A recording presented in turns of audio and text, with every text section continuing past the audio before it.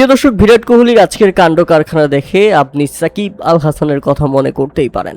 শ্রীলঙ্কার বিপক্ষে মাহমুদুল্লাহ রিয়াদকে স্পষ্ট নোবল হলেও নোবল না দেওয়ার কারণে সাকিব আল হাসান খেলা থেকে বের হয়ে আসতে বলেছিলেন মাহমুদুল্লাহ রিয়াদকে। তিনি বলেছিলেন, এই ম্যাচ আর খেলবো না, তোরা চলে আয়, সবাই আইসা পড়ো, আমরা আর খেলবই না। ঠিক একই ঘটনা দেখা গেল এবারের আইপিএলে গুজরাটের বিপক্ষে আরসিবির ব্যাটিং ইনিংস চলাকালীন।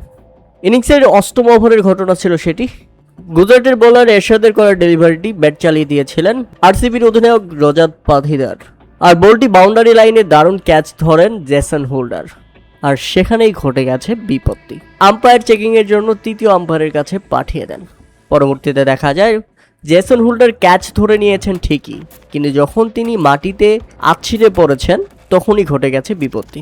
তিনি বল হাতে হাঁটতেই মাটিতে আঘাত করেন এবং দেখা যায় বলটি মাটিতে আঘাত করেছে, স্পষ্টই বলটি মাটিতে টাচ করেছিল।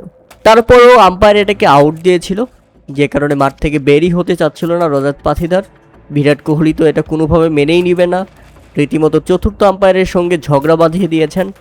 এই আউট কোনোভাবেই মেনে নেওয়া সম্ভব নয়। একটা ফিল্ডার ক্যাচ ধরার পর মাটিতে বল টাচ করেছে, সেটা কিভাবে আউট হতে পারে? কোনোভাবেই বিরাট কোহলি এটা মেনে নিচ্ছে না। তবে তৃতীয় আম্পায়ারের সিদ্ধান্তই চূড়ান্ত। আউট মেনে নিয়ে বের হয়ে গেছেন রজাত পাথিদার। 15 বলে 19 রান করে শেষ হয় তার ইনিংস। আরসিবিও হারিয়ে ফেলেন নিজেদের তৃতীয় উইকেট। কিন্তু বিতর্ক যেন থামছেই না, বিরাট কোহলির রাগ যেন কমছেই না। কেননা ফিল্ডার ক্যাচ ধরার পর নিয়ন্ত্রণ হারিয়ে যখন মাটিতে পড়ছিল, তখন তিনি হাতটাকে মাটিতে রাখেন এবং দেখা যায় বলটি মাটিতে টাচ করেছে। এরপরেও কিভাবে একটা ব্যাটসম্যানকে আউট দেওয়া যেতে পারে সেটাই ছিল বড় প্রশ্ন। কিন্তু আম্পায়াররা মনে করছেন জেসন হোল্ডার ক্যাচ ধরার পর তিনি যখন মাটিতে পড়েছেন ততক্ষণে ক্যাচ ধরার যে টাইমিংটা সেটা ফুরিয়ে গেছে, যে কারণে মাটিতে বল আঘাত করলেও সেটা অনেক ডিলে হয়েছে। এই কারণে এটাকে ক্যাচ হিসেবে গণ্য করা হয়েছে। কিন্তু এই ব্যাপারটা কোনোভাবেই মেনে নিতে রাজি নয় বিরাট কোহলি।